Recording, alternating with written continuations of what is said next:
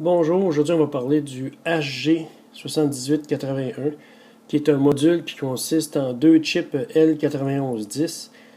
Chaque chip L9110 c'est un driver de moteur DC 2.5 à 12 volts, 800 mA avec des diodes de roue libre sur la sortie. Donc ce module-là c'est juste bon comme c'est faible puissance là, pour faire des petits projets de de radio télécommandée ou de choses comme ça. Là. Dans mon cas, moi j'avais acheté ça pour faire mon petit démo de pendule inversée. Donc, si on regarde détaché pour savoir un peu comment ça fonctionne, le chip a deux sorties, output A, output B, et deux entrées, input A, input B. Puis on voit que les deux sorties représentent exactement l'état des deux entrées.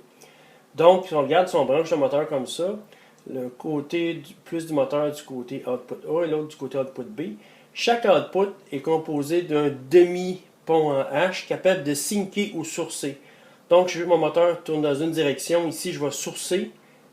Et puis, en bas, je vais syncer. Si je veux inverser la direction de mon moteur, je vais faire le contraire. Je vais sourcer en bas, puis je vais syncer en haut. Donc, avec ça, on peut faire un contrôle de vitesse du moteur en ayant une pin qui est tenue constante et puis l'autre, on fait un PWM dessus, dans un cas comme dans l'autre. Ce qui fait qu'on peut le faire avec une seule pin PWM, on peut contrôler les deux vitesses. Les vitesses dans chaque direction. Et puis, le module comporte deux chips comme ça, ce qui fait que dans une petite application, genre de petite application dont je parlais tantôt, d'auto-téléguidé ou quelque chose comme ça. C'est tout petit dans un petit module comme ça, on peut contrôler deux moteurs. Donc on va faire une petite démo. Ce que j'ai fait ici, j'ai alimenté le petit module en 12 volts pour driver le moteur. Et puis j'ai pris un Arduino sur lequel j'ai branché un potentiomètre. Et le potentiomètre, je le lis, puis je fais comme la moitié de la direction pour la rotation clockwise et l'autre moitié de la direction du potentiomètre pour rotation counterclockwise. Donc, ce qui me fait une espèce de pédale à gaz bidirectionnelle. Donc, j'ai écrit un petit bout de code qui lit le potentiomètre. Le potentiomètre, j'appelle ça la vitesse. Et puis, je conditionne la vitesse. Là, je suis à peu près à 0. Bon, si je tourne d'un côté, je monte vers 255. Et je retourne vers le centre, je reviens à 0. Si je m'en vais dans l'autre côté, je m'en vais à moins 255, qui va être la rotation inverse sur le moteur pour aller dans l'autre direction. Donc, si on regarde ce qui se passe quand on essaie de virer le moteur, la trace bleue ici, c'est le côté, la ligne du bas du pont à H. Dans le fond, c'est le côté négatif du moteur. La ligne jaune, c'est la ligne positive.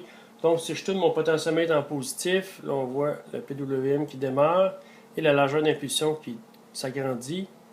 On entend le moteur qui gronde de plus en plus, qui se met à tourner. Là, je suis rendu à pleine vitesse et puis je redescends dans l'autre côté. Donc, le côté, lui, il est vraiment au moins, puis lui, il essaye au plus avec une largeur d'impulsion variable, ce qui donne la vitesse correspondante. On va dans la direction inverse. Alors là, c'est la pin du haut du moteur qui, elle, est prise au ground. On voit le 0 est là. Et puis sur la pin du bas, je vais mettre du positif en largeur d'impulsion variable PWM. Je suis parti du mauvais côté. Ce côté-là. On entend le moteur qui gronde de plus en plus. Il se met à tourner. Donc là, je suis en rotation inverse versus tantôt quand c'était la jaune du haut qui drivait le moteur. Donc c'est ça pour cette petite drive-là, très peu dispendieuse, je crois que je me rappelle bien, c'est 1,25 pour driver deux moteurs à 800 mA. Ça vaut pas la peine de s'en passer si on a un projet où on en a besoin. À la prochaine.